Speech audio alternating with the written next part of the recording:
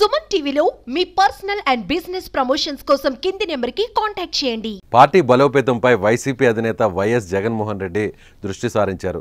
పునర్వైభవం వచ్చేలా చర్యలు తీసుకుంటామన్నారు. ఇప్పటికే ఓటమిపై కీలక నేతలతో చర్చలు జరుపుతున్న జగన్ వారి సమస్యలు వింటూ కీలక నిర్ణయాల వైపు అడుగులు వేస్తున్నారు. మాజీ ఎమ్మెల్యేలు, ఎంపీలు పార్టీ వీడుతుండడంతో దిద్దుబాటు చర్యలు కూడా చేపట్టారు. పార్టీ పదవుల్లో మార్పులు చేర్పులు చేస్తున్నారు.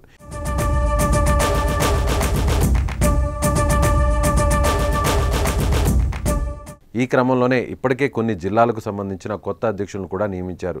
నియోజకవర్గాల ఇన్ఛార్జీలకు స్థానచలనం కల్పించారు. తాజాగా పార్టీకి 4 కొత్త అధికార ప్రతినిధుల పేర్లను ప్రకటించారు. మాజీ మంత్రి ఆర్కే రోజా, మాజీ ఎమ్మెల్యే భూమన కరుణాకర్ రెడ్డి, జూపూడి ప్రభాకర్ రావులకు అధికార ప్రతినిధులుగా అవకాశం కల్పించారు. వారితో పాటు ప్రముఖ యాంకర్ శ్యామలకు కూడా చోటు దక్కడం విశేషం.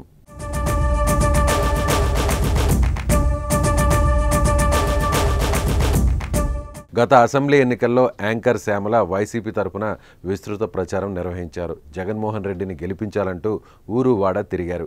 పవన్ కళ్యాణ్ బరిలో నిలిచిన పిఠాపురంలో శ్యామల ప్రచారం విస్తృతంగా చేశారు. ఈ సందర్భంగా ఆమె చేసిన కామెంట్స్ సోషల్ మీడియాలో అప్పట్లో వైరల్గా మారాయి. ఆ సమయంలో శ్యామలపై ట్రోలింగ్ సైతం జరిగింది.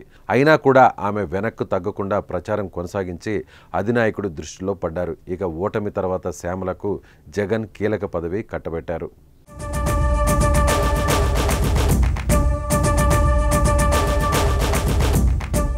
మరోవైపు రోజా కూడా మళ్లీ యాక్టివ్ అయ్యారు. నగిరి అసెంబ్లీ ఎన్నికల్లో ఓటమి పాలయ్యాక కనుమరుగైన ఆమె పార్టీకి దూరమయ్యారనే ప్రచారం జరిగింది.